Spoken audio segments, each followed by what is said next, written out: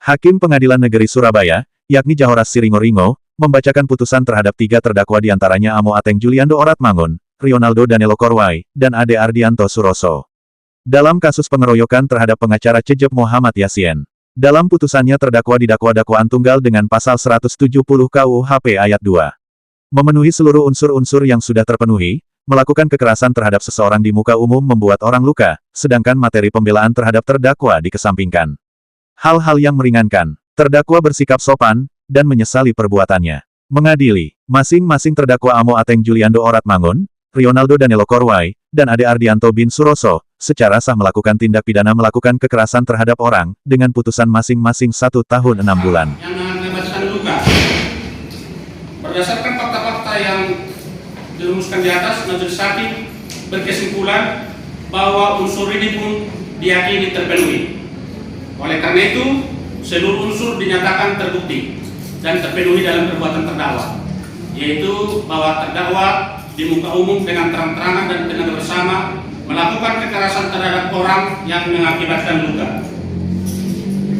Oleh karena perbuatan terdakwa terpenuhi dan terpenuhi semua dan terbukti melakukan perbuatan dalam dakwaan tunggal, maka dengan memperhatikan teori-teori pemidanaan, kemudian memperhatikan alasan pembenaran maupun alasan pemaaf, maka kepada terdakwa majelis hakim menilai harus dijatuhi pidana setimpal dengan perbuatannya.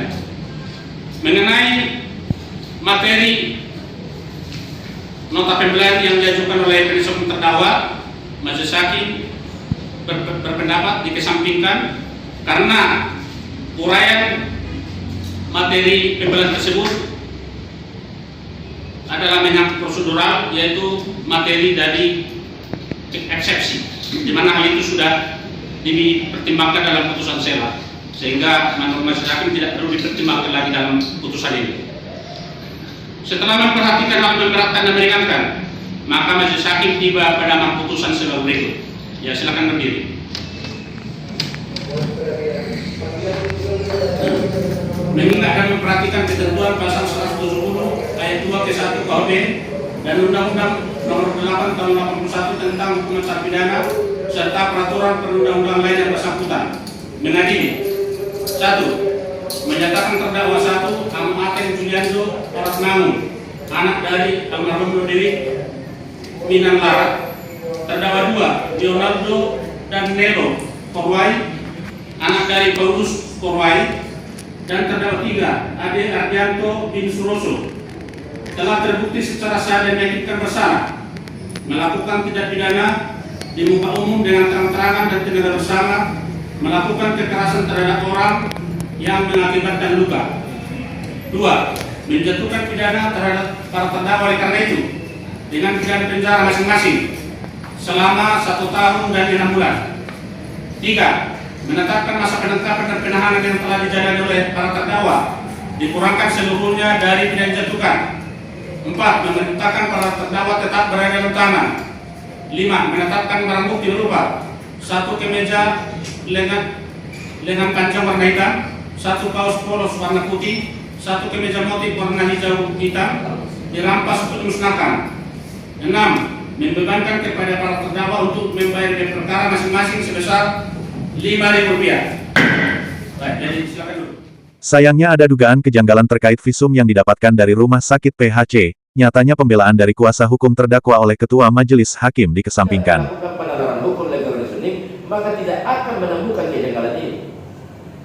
Artinya dalam perkara ini diketahui atau ditemukan fakta bahwa tidak ada pemeriksaan sama sekali pada tanggal 13 Januari 2025 pukul 23.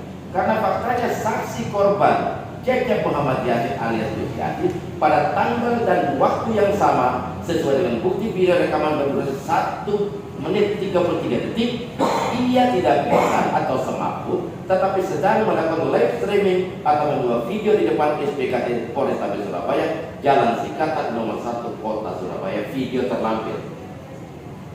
Dengan fakta yang demikian ini, maka kami penasihat hukum para terdakwa sangat yakin 100% bila kita semua di dalam ruang sidang yang mulia ini kiranya dapat berpikir dan menggunakan logika hukum masing-masing, dan bertanya kepada diri masing-masing, maka akan terjawab tentang mana hal yang membuktikan kalau saksi korban Cecep Muhammad Yasin alias Gus Yasin diperiksa pada tanggal 13 Januari 2025 pukul 23. Kalau alat bukti yang digunakan oleh jaksa penuntut umum hanya berupa visum surat kesimpulan dari visum et repertum yang dikeluarkan oleh Rumah Sakit PHC Surabaya, maka sama halnya kita telah melakukan penyesatan hukum.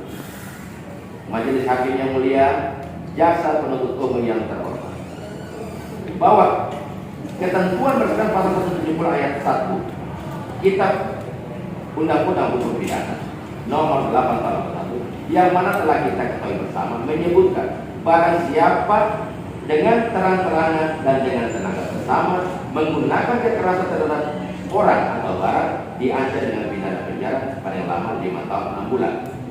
Unsur barang siapa. Usai dibacakan putusan, ketiga terdakwa melalui kuasa hukumnya menyatakan banding. Bagaimana?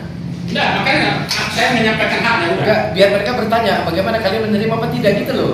Kalian menerima apa tidak ini putusan ini, pembacaan putusan Maksudnya ini? langsung. Ayo, Langsung aja. Kita banding, gitu ya. Banding yang mulia. Nanti ditandatangan ya. Baik, kita banding. Iya, makanya. Tidak masalah. Kita ajukan apapun persyaratannya. Iya, iya.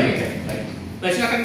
Sebelumnya, Jaksa Penuntut Umum Kejaksaan Negeri Surabaya mendakwa ketiga terdakwa dengan pasal 170 ayat 2 pertama KUHP tentang pengeroyokan yang mengakibatkan luka-luka terhadap pemerintah pengacara Cecep Muhammad Yasin, dilaporkan mengalami luka dan sempat tidak sadar. Dari Surabaya Rahayu mewartakan.